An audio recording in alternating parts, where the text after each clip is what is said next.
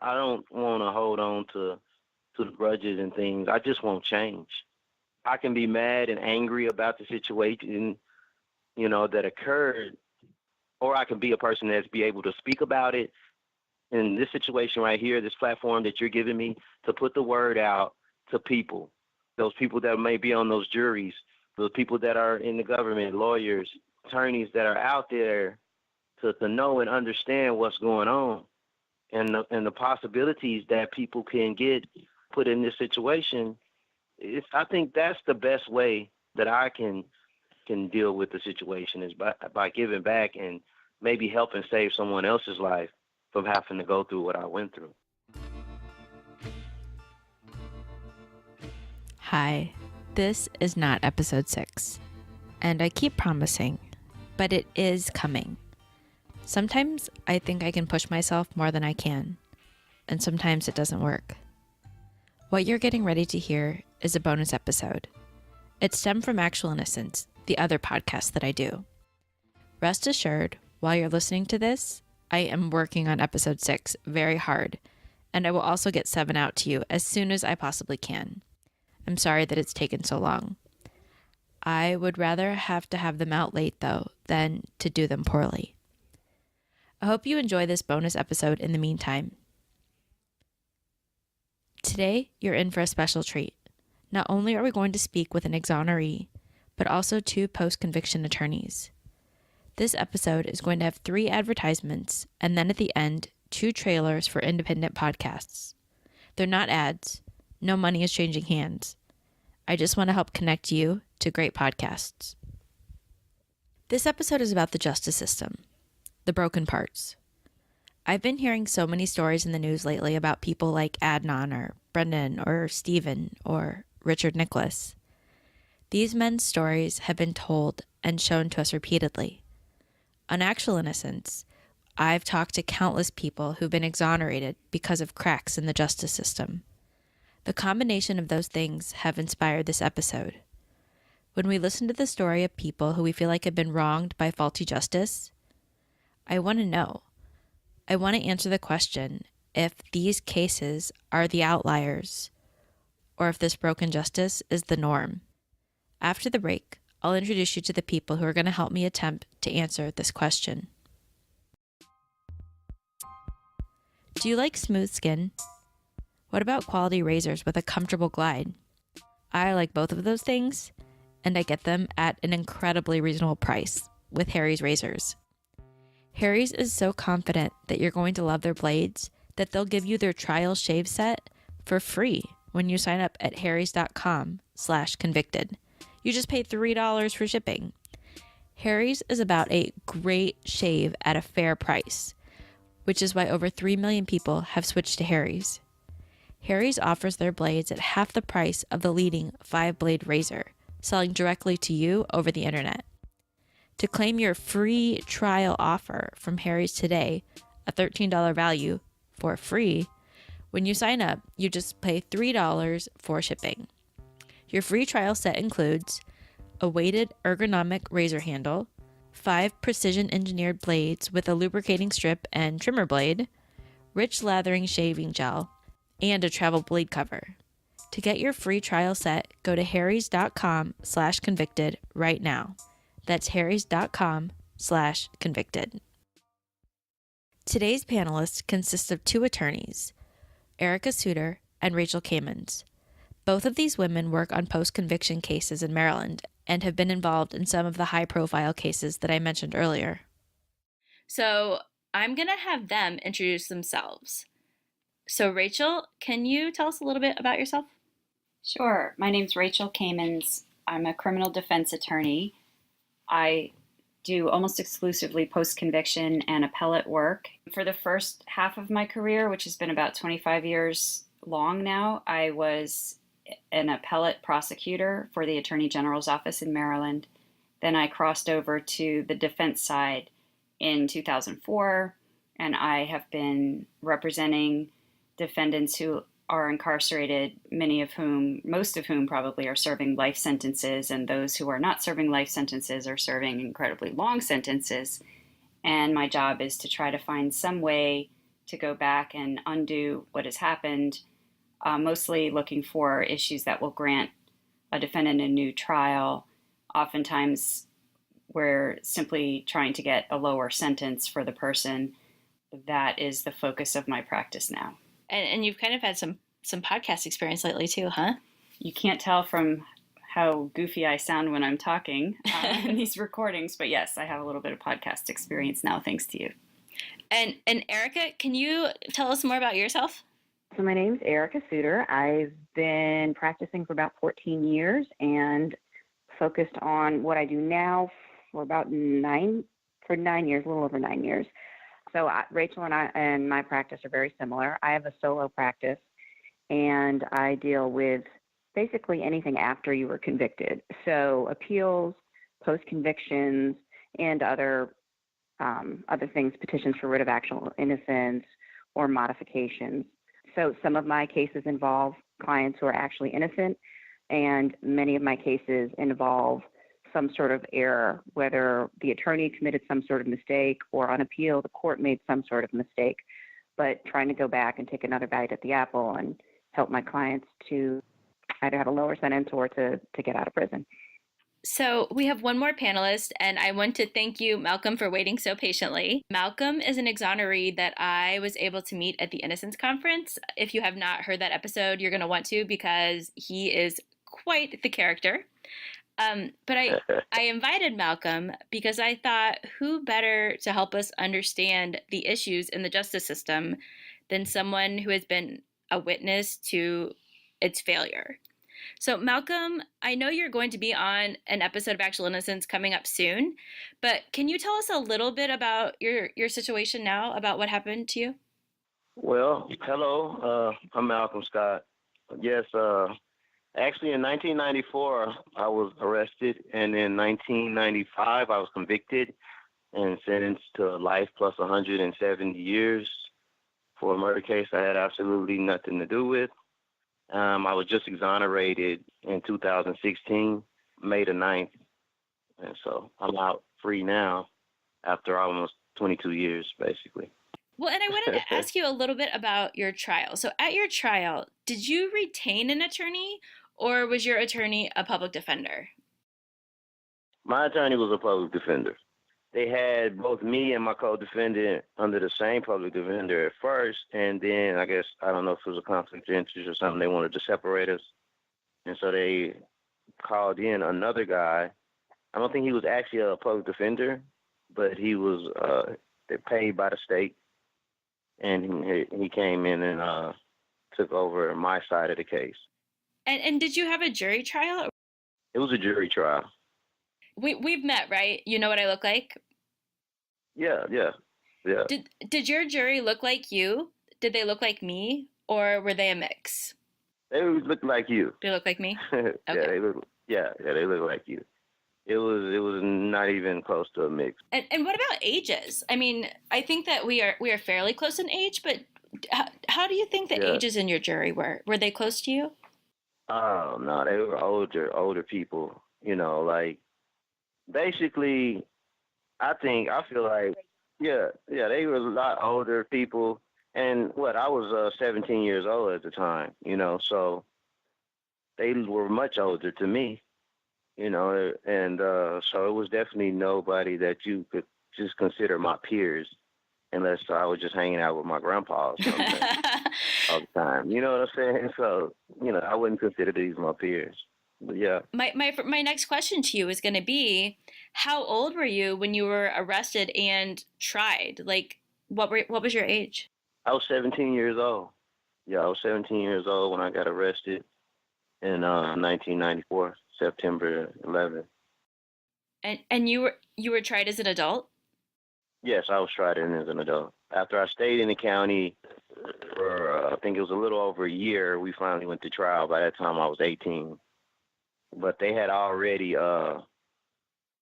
charged us as adults before we even went to trial and turned 18. So, Erica, I'm going to ask you a question. In your experience, how many post-conviction clients, how many clients in prison have you represented that were arrested and tried as adults that were, in fact, not really adults? Surprisingly common, I would say, and it is difficult to break down a statistic, but certainly I can think of numerous cases where my clients were 15, and then on top of that, many, many cases where my clients were 17 and charged and tried as adults and given adult sentences. So you think about like a 15-year-old kid going off and being incarcerated in prison with adults, and it's pretty scary stuff. Well, what about you, Rachel? Do you know what percentage of your clients you think might have been children when they were tried as adults? A lot. I don't know a percentage. I can't even give you anything more specific than a lot. But I mean, as I'm thinking about the answer to your question, I can come up with many of my clients whose files are currently in my office, so active cases of mine where they were as young as 15. I'm actually lying. I had just last month went to court with somebody who had been 14. Wow. When he was sentenced to life in prison plus 20 years. And I have had a handful of 15-year-olds and quite a lot of 16 and 17-year-olds convicted of murder and sentenced to life or incredibly long sentences. So, I mean, it's pretty common. They were all tried as adults. The ones who were on the younger end often had hearings that are called waiver hearings to determine whether they're going to be retained in juvenile court or advanced to adult court. But in all the cases that I have, they, by definition, because they're incarcerated now serving life sentences, they were obviously tried in adult court. Wow. So, yeah, it's pretty common in my caseload alone. So I'm sure that's representative of what's out there in the general population. Malcolm, you're okay. Tell me if it's not okay to say this, but you're around 30 right now, right? No, How old? I'm way past 30. I'm 40. You're 40. Oh, I am so sorry. Yeah. Man, you're old. How did I miss that? No. Well, 40 is the new 30, though. That's true. People think I'm 12, so you know. That's a good answer. Okay, so you're 40, Malcolm. Your maturity right now, how do you feel like compares to your maturity when you were 17? Well, it's definitely a major difference. You know, of course, I went in at 17. I was a kid, obviously. But I think the most difficult part about that situation is I had to learn to become a man from inside a prison. You know what I mean? So that was a difficult situation, right? So I had to basically more or less educate myself and things like that. Well, and when you were 17, did you feel like an adult? Because when I was 17, I did not. I sometimes still don't feel like an adult. So did you feel like an adult, or do you feel like you were kind of still at that age where you wanted some adult guidance, like people helping you and telling you what to do? Well, I mean, I was not an adult, obviously, but I feel like being put in that situation, I was forced to have to grow up fast. You know what I mean? I couldn't be a kid inside of a adult prison. That would not be smart of me at all. So I had to step up and basically, like they say, man up and, you know, hold my own in that type of situation. Because they, you know, in that place, you know, they prey on the weak. Do you think that 40-year-old Malcolm would have reacted the same at the trial as 17-year-old Malcolm did? Oh, no, probably not. Me now, I'm thinking, and the person that I am at this point in life, like, it would be very, very difficult for me to even see myself in that type of situation. But if it was to occur, like, I don't know, I would still be upset and devastated just to know that I was incarcerated for something I didn't do. So I think as far as age, it doesn't matter. It's wrong, it's wrong. You know, if you convict them at 14 or if you convict a man at 50, I mean, if you wrongfully do this to a person and take their life, it's just wrong, you know, and no matter what age it is. Do you think that a person with more maturity is better able to help in their own defense just because they've had more life experience? I mean, yeah, some could. Some could probably, they'd have, like you said, more maturity and they'd have more education to be able to fight better. And they'd probably even be more established in life. And so, I mean, I think it'll be a lot of probably differences, in the situation and how they would handle it, in those different ages. Can I tell you something? What's that? You're a rock star. You had been out of prison for a little over a year, and you Yeah. spent most of your adult life there, and you're one of the nicest, most respectful people I know, and I appreciate that. Oh, well, thank you. Thank you. I mean, I try to carry myself in that manner. I mean, it's just who I am, though. You know what I mean? I mean, I'm thankful, I'm happy, I'm blessed in life. So that's how I live, and that's how I treat other people. And so, I don't want to hold on to the grudges and things. I just want change. You know what I mean? Like I can be mad and angry about the situation, that occurred, or I can be a person that's be able to speak about it in this situation right here, this platform that you're giving me to put the word out to people, those people that may be on those juries, the people that are in the government, lawyers, attorneys that are out there to know and understand what's going on and the possibilities that people can get, put in this situation, and so I think that's the best way, that I can deal with the situation is by giving back and maybe helping save someone else's life from having to go through what I went through. I love it. You've chosen advocacy over anger. I think it's amazing. I have the SeatGeek app on my phone, and it is by far the easiest way I found to shop for tickets. I can be anywhere, and with just a few taps, I can instantly find seats. I actually just used SeatGeek to buy tickets to my favorite musical. The app is designed to make your ticket buying experience easier than ever. It saves you time and money by searching multiple ticket sites to compare prices and find amazing deals. And to get the most bang for your buck, SeatGeek grades every ticket based on value to help you immediately identify the best seats that fit your budget. Plus, every purchase is fully guaranteed, so you can shop for tickets on SeatGeek with confidence. Make SeatGeek your go-to app for finding the best deals on every type of ticket, from sports and concerts to comedy and theater. Best of all, my listeners get 20% off their first SeatGeek purchase. Just download the app and enter promo code CONVICTED today. That's promo code CONVICTED for $20 off your first SeatGeek purchase. Erica, have you ever worked with a client that you think that was so young when they were convicted that they couldn't possibly have aided in their own defense? I think so. Yeah. I'm thinking as we're talking about this, I'm thinking of a couple of different cases. But one of the issues, I had a client who pled guilty when he was 15 years old to first-degree murder.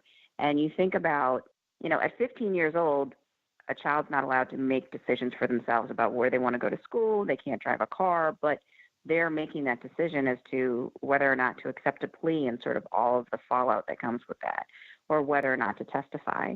And ultimately, it's their decision.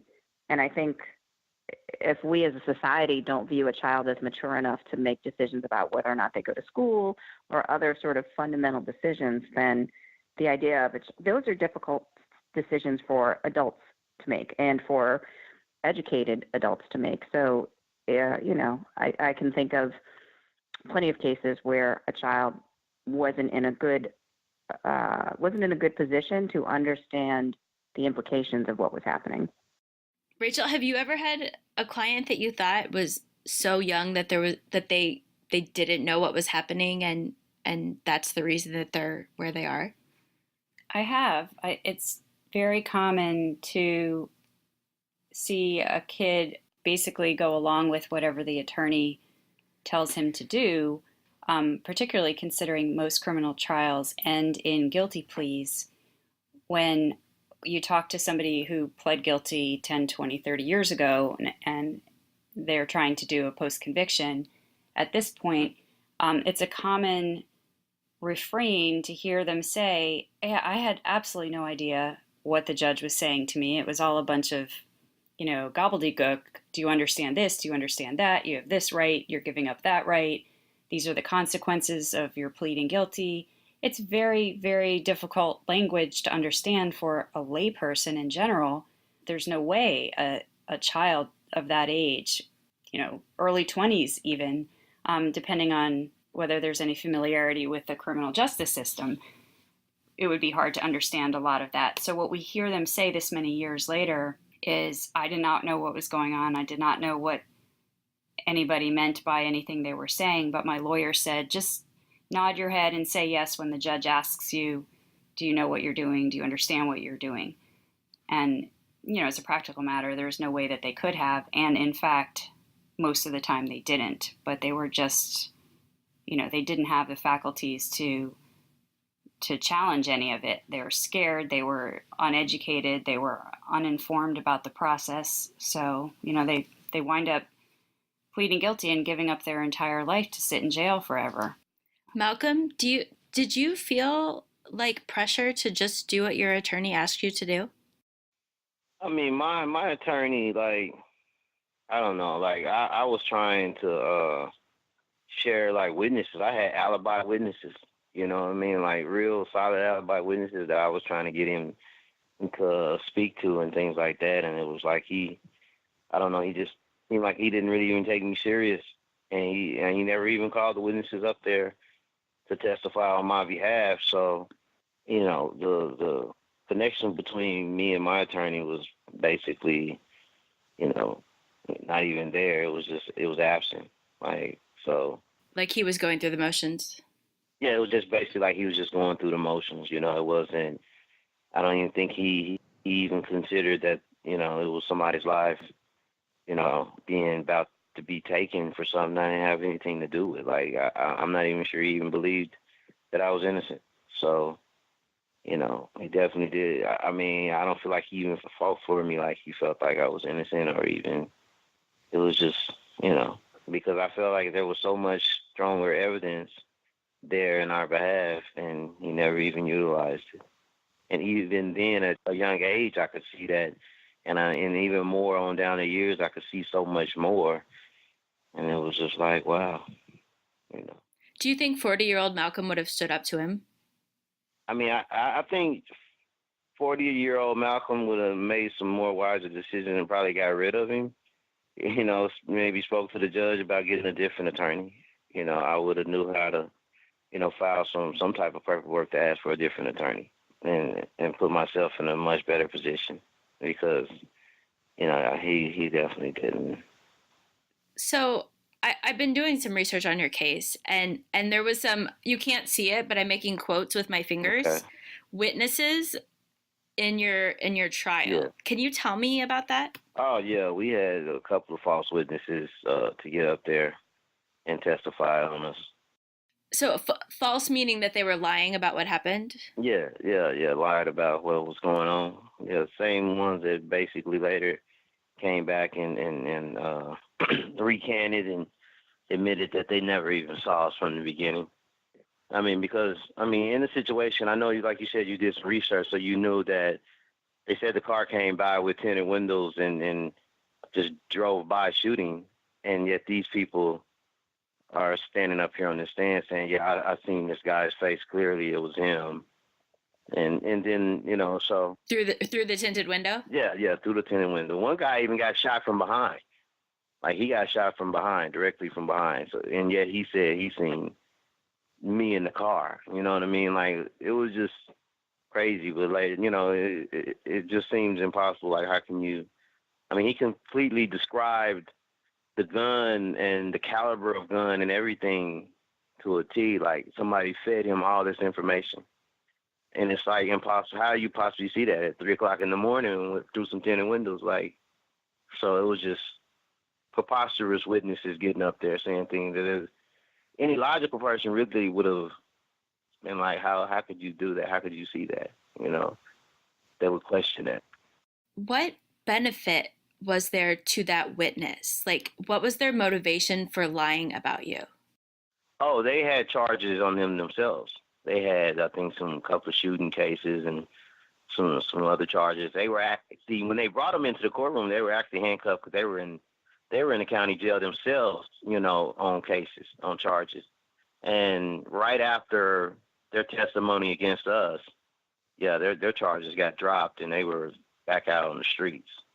Wow. Yeah, if you I'm sure if you look in your research, you can see that too. That right after those testimonies, they were freed of their charges. So it was just.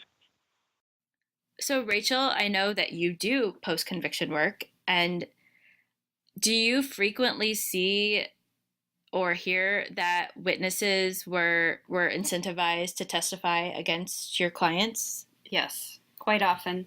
Quite often, it's a tactic certainly that the prosecution uses, that the police use on a regular basis to make their case. And it's not always that the witness is being fed something, entirely false, but certainly even the incentive to cooperate can be a big red flag for the defense, even if they're not outright lying. But certainly I've seen cases and had cases where the witnesses were motivated by getting some kind of resolution favorably of their own charges that were absolutely being fed the information. I know this sounds familiar to a well-known case, being fed information from whole cloth, and other cases where the witness may have actually valid information to share, but certainly wasn't going to come forward with that information were it not for promises in exchange for that information. Promises made either at the initial stages from the police officers or the detectives, or later on from the prosecutor themselves. So yeah, I think that's something we see regularly. Erica, I'm going to kind of turn this question around on you a little. Have you ever had a client that was that person who testified to get a deal? Yes. So I can think of two cases that sort of segue, where I had two cases, one where a client was 15 and one where a client was 17. The 15-year-old actually had a juvenile co-defendant, and the 17-year-old had two adult co-defendants. And they testified against their co-defendant, or I can think of a few other cases as well. In these instances, it was for the state to take life without parole off the table. So they had life with parole, which in Maryland at this point in time is functionally life without parole. So yeah, I've had a couple of cases where minors, in fact, have cooperated in order to get a slightly more lenient sentence. So Malcolm, when somebody lies to me or about me, I get really mad. And I have never had a lie told about me that made me lose 20 years of my life. So you are this nice, compassionate person, and I just want to know, how do you feel towards these people? How do you feel towards these witnesses that lied? I mean, honestly, like when I, of course, just like you, I was angry when it was initially happening. You know what I mean? To watch somebody just completely fabricate a story in front of you, and you know that you're innocent. Like, you're looking at them and you're like, wow, how can you completely fabricate this story?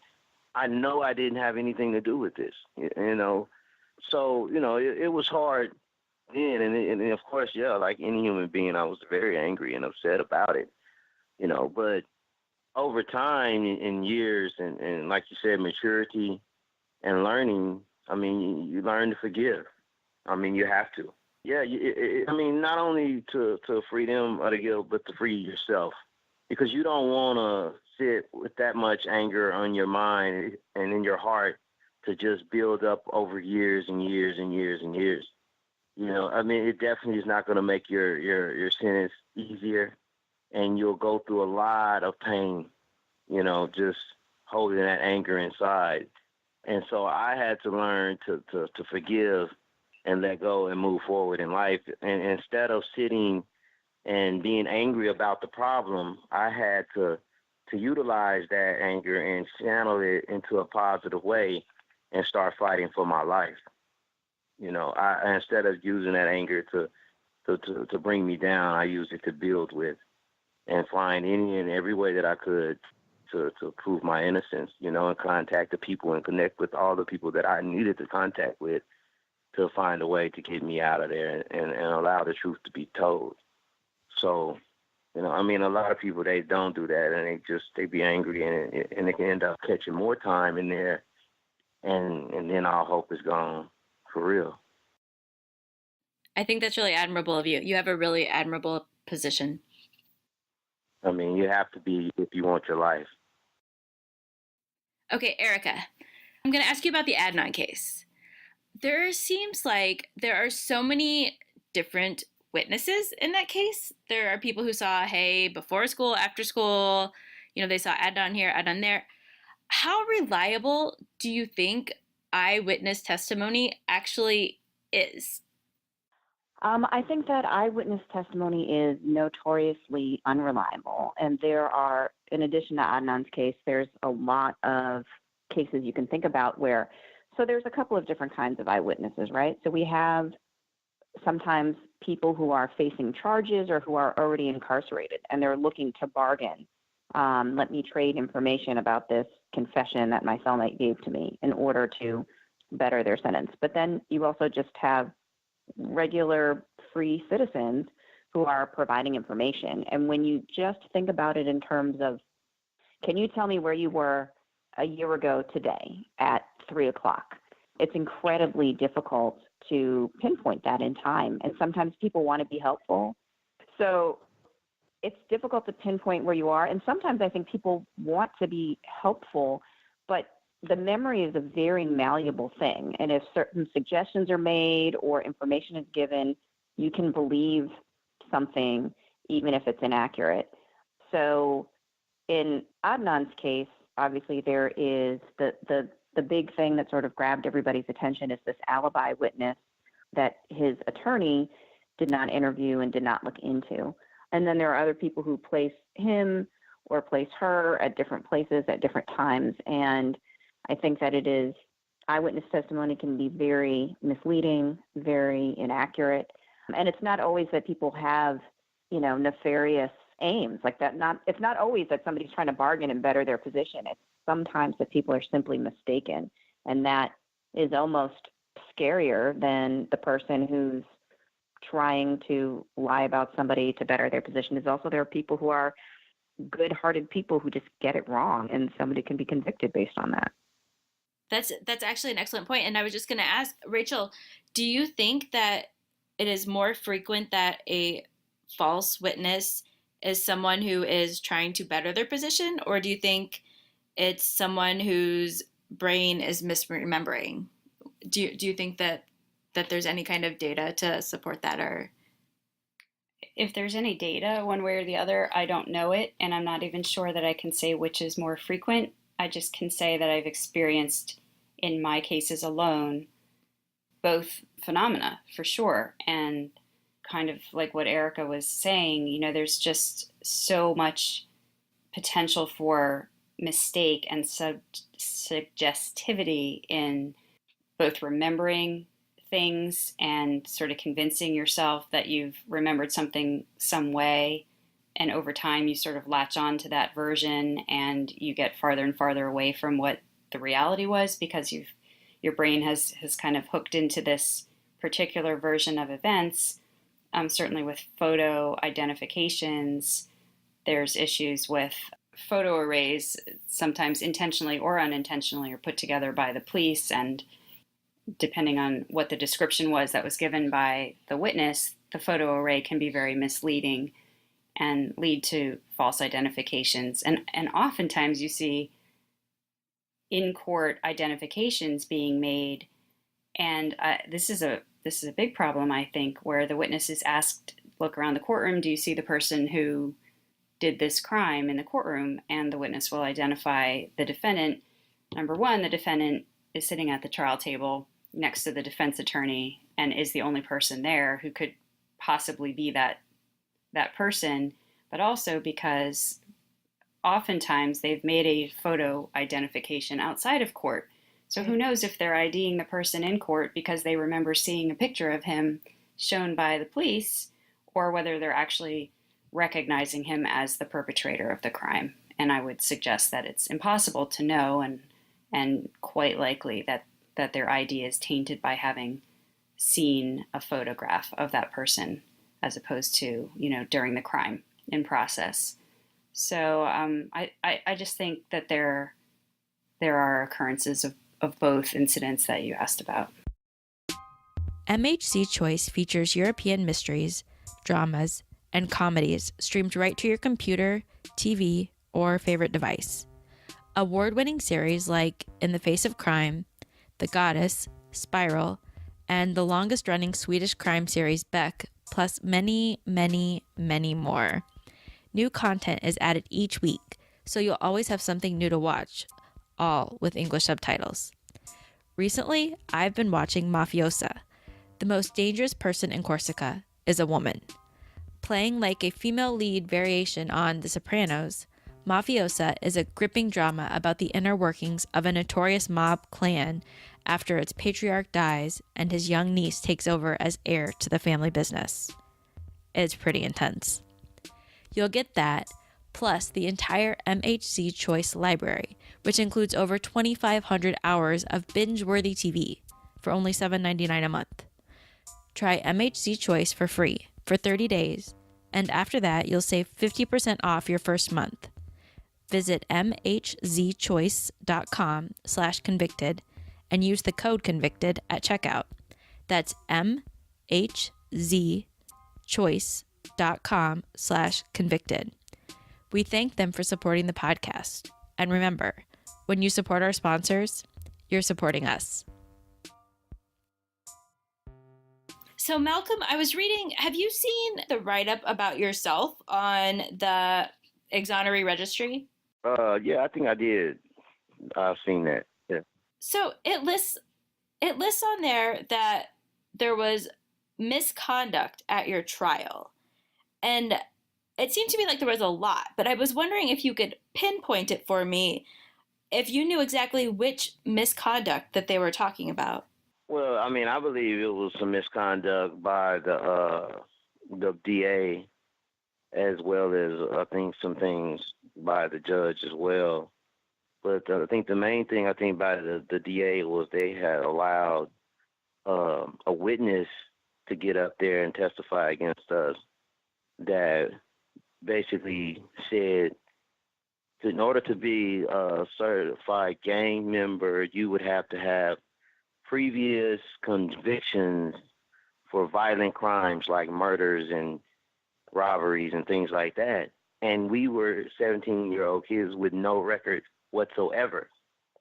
And the judge allowed this witness to testify to this in front of this jury to basically give them the perception that, yeah, we've done these type of crimes before. And I mean, to put that type of influence on the jury is I mean, that's a deal breaker, you know? I mean, they were saying gang members are bad and these guys are gang members, so therefore they must be bad. Like, right? That's exactly. I mean, because you gotta be convicted.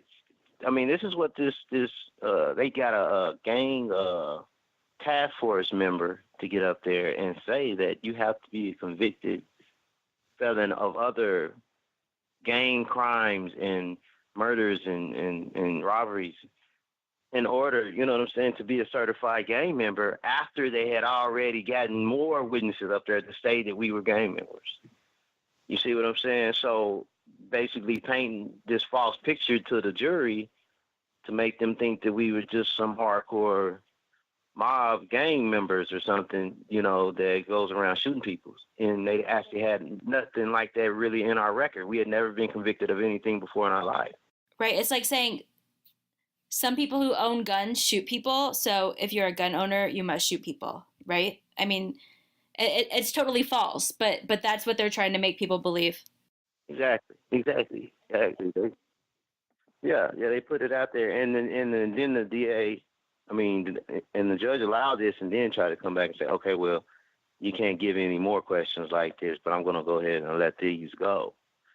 And it was just like, I felt it, and I think my even my even my public defender even I think was upset about that one because it was just so blatant and it just completely just like gave the jury this mentality that wasn't going to be able to be broken, no matter how illogical the case itself seemed. It was like that's all they seen, and that's all they kept pushing for was to scare the jury into believing we were just these hardcore gang members. Because after they convinced them of that, there was nothing else left for us. Like they felt like we had to be the ones that did it. If they're saying all these things about them, you know what I mean? Like it was some misconduct, a lot going on. I think by the DA, was slickly putting a lot of stuff in there, and then the judge, I felt like was, he wasn't overruling a lot of those objections that our attorneys were putting out there to get a lot of that stuff stricken from the record. So, do you think that they ever answered for that, for their misconduct? Was there any kind of retribution? I mean, I think they got a gift basically because, I mean, the one of our public defenders after our case, he went over and became one of the assistant district attorneys up in the head office. So, I mean, probably benefited them to get rid of us. I feel like in a bigger picture, it's more about numbers than anything. Like, we got convictions, and that's going to make sure, we stay in office and things like that. It's like it's politics that are involved, and I think that a lot of times they don't really look at these people who are going through these situations as human beings, as real lives that they're taking away, Yeah, I think you're absolutely right. I think that when a person's performance is based on a number of convictions rather than a number of accurate convictions, then the goal is lost, then justice is lost. Rachel, how would you say that misconduct is sanctioned in a trial? If a judge determines that there's been misconduct at the trial, pre-trial stage, or the trial stage, the judge has the option to sanction by excluding evidence basically excluding evidence. So like at the pretrial stage, if the police violate your constitutional rights in getting a confession or in conducting a search or a seizure, then there are motions that the defense can file before the trial to try to keep out the evidence that resulted from that action. So in the case of a confession, if the police coerce the defendant into a confession and the judge agrees that the police did in fact, act inappropriately, unlawfully in getting that confession, then the judge will or should keep the confession out of the trial. And that, of course, hurts the prosecution a lot because they want to be able to have a confession. That's a key piece of state evidence. If the prosecution does not disclose evidence in the course of discovery, either before trial or during the course of trial, the defense can move to prohibit the prosecution from being able to use that evidence at trial. So that's the punishment that the prosecution gets for not complying with the discovery rules. So, Erica, in a case like Malcolm's where it's over, is there a way to sanction someone who acted unethically during the trial now that the trial is over? So I think it goes state by state. So there are some cases, I was just reading about a case where a couple were convicted in the 90s having to do with where there was like this sort of hysteria, paranoia about Satanism, and this couple who were daycare workers were ended up being convicted.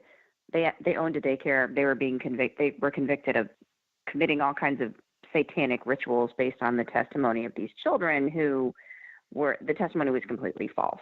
And in that particular state, they qualified, I think, for $80,000 for every year, $80,000 for every year.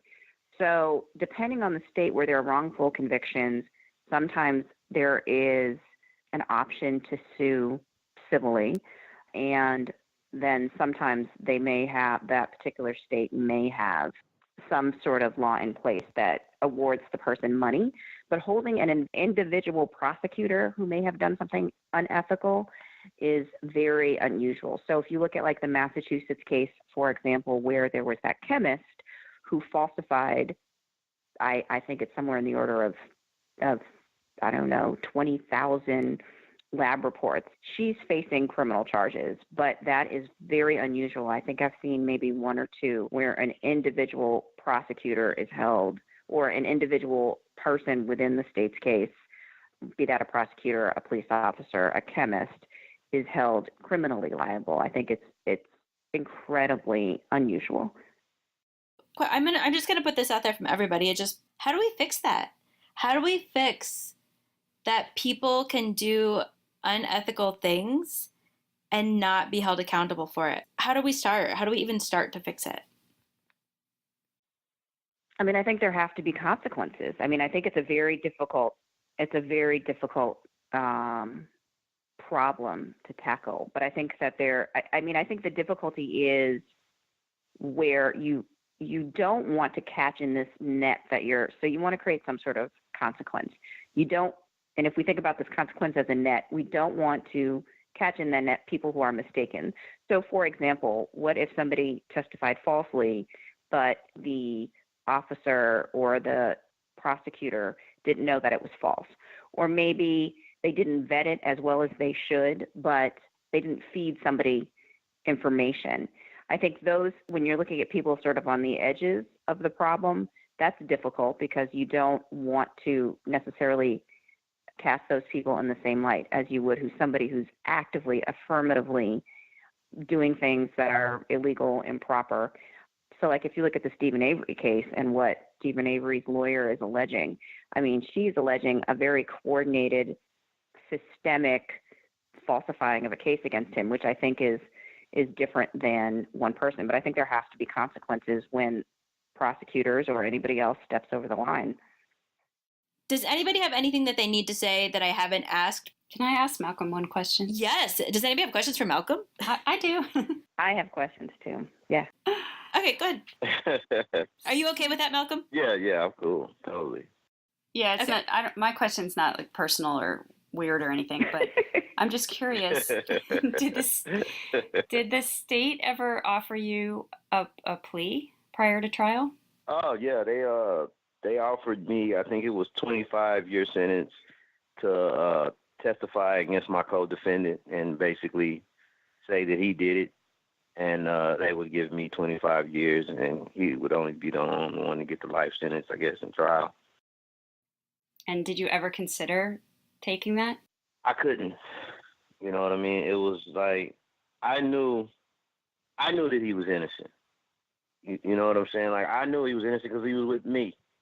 We knew that we didn't have anything to do with it. So for me, and this was my friend. You know what I mean? Like this was my friend. We were not strangers to each other. You know, we've been knowing each other since we were kids. There's no way possible in my heart and that I could live with myself and do that to him, knowing that he was an innocent man or a kid at that time. You know what I'm saying? So, no, I couldn't consider, and I even told them that. I was like, I can't do that. I mean, if you would have just offered me the 25 and said, hey, you take this case and we'll give you a 25-year sentence, then that could be something to consider. If you're offering me a life sentence and you say, okay, I'll give you a 25 instead, yeah, that's something to consider. But to consider saying, give this guy the life sentence that you know is innocent, and that's your friend, and we'll give you the 25, I couldn't accept that. So they tried to flip both of you on each other. They did the same thing with him. Yeah, they did. And after I was going to say something about that, and after I turned that down, they went to him with a 15-year sentence to do the same thing to me. Like they cut it even lower. You know what I mean? So, yeah, that was, that goes on so much. Like that's especially here in Oklahoma, like that's like their main way of convicting people. Like, we'll make you a deal and you get the next guy. Yeah, it makes their job easier. But no, yeah, it makes their job much easier. And I bet that's made your friendship much stronger too. Oh yeah, we still friends to this day. Like through the 20 years, we always found a way to connect. Like our mothers, if we had to, read a letter, my mother would read a letter from him to me over the phone. You know what I mean? So, he's like my brother. Like we stayed strong through this, and just like him, he was fighting on his end and I was fighting on mine. We writing every day to anybody and everybody that would listen, and help us.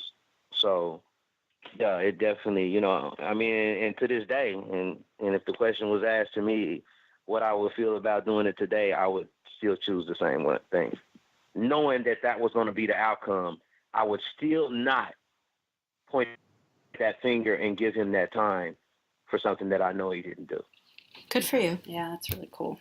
Erica, did you have a question for Malcolm? I did have a question.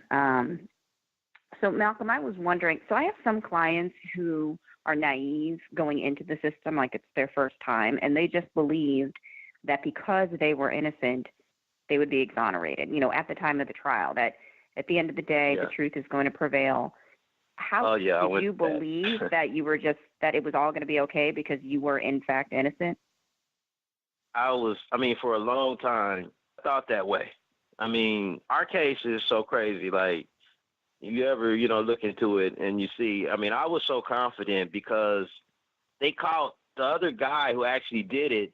They caught him with all the evidence, the cars, he still had the gun on him, the bullets, everything. Like, he had all the physical evidence.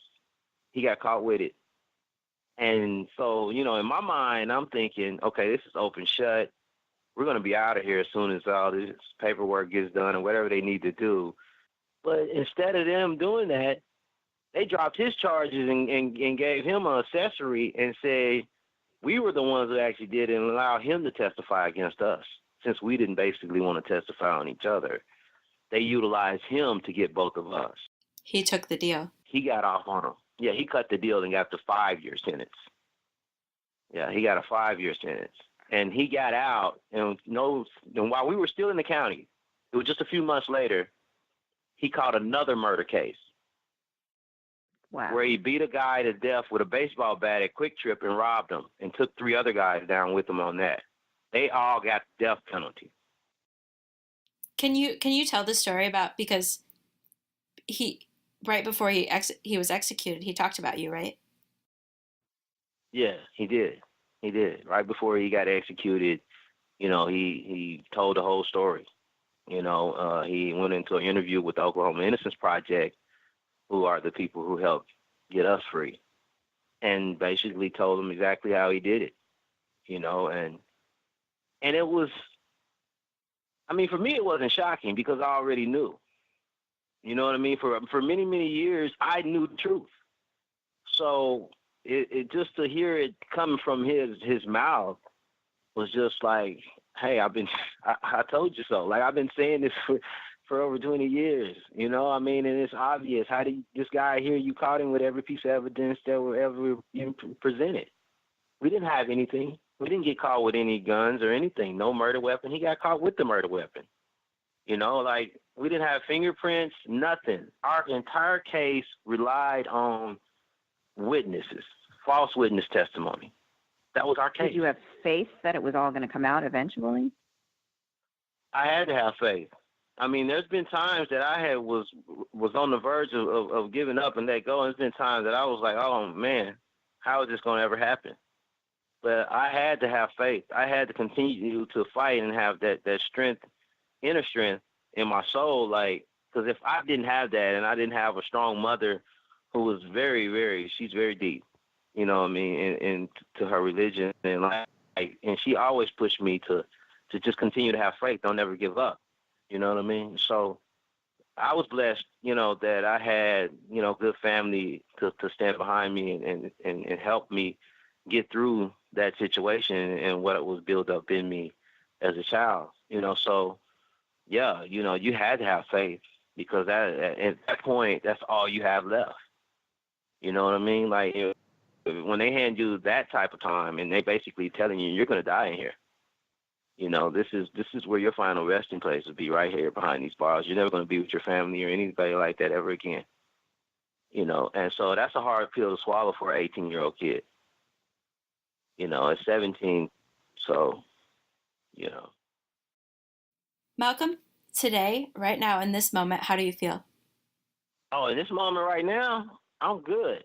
I feel really good, and it's exhilarating every time I get an opportunity to talk about the story, to share this with the people, for this podcast to get into the ears of somebody that can help save someone else's life.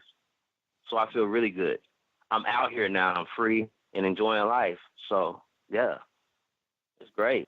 We were talking earlier about how popular you are on social media, and I was wondering if you wanted to share your social media for listeners who also want to be advocates. Did you have social media you wanted to share? Oh yeah. I'm on everything. I'm on Facebook, Malcolm Scott, my full name. I'm on Instagram, Mr. Swagger 764. That's my Instagram. Same thing on my Snapchat. I'm on there. Twitter. So I didn't got into all that. Yeah, all my social medias are basically the same. Mr. Swagger 764. That's just all my are basically the same. I keep it simple, that way I don't forget.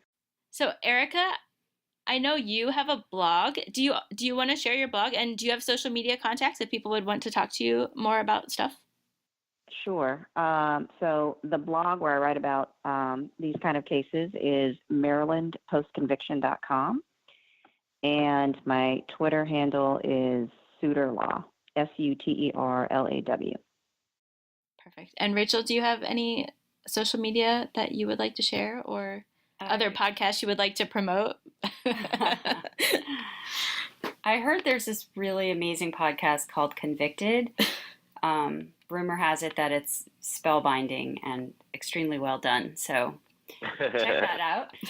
And my Twitter handle is at Rachel Kamins, RACHELKAMINS.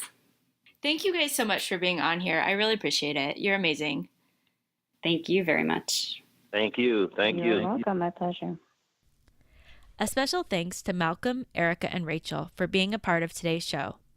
Also, thank you to our sponsors for supporting this episode.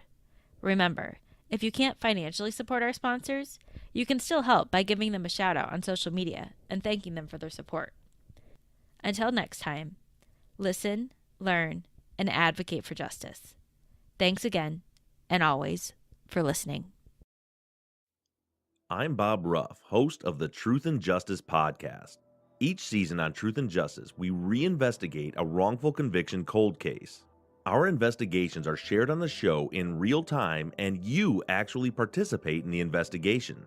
We take a crowdsourced approach to help free the wrongfully convicted and bring the real culprits to justice. Season 3 has just begun, so this is the perfect time to get on board right from the beginning of a brand new case. Search for Truth and Justice on your favorite podcast directory and start listening and participating today. Start on episode 301, Murder on September, to join in on the investigation. You may actually hold the key to solving a murder. Check out the Truth and Justice podcast today.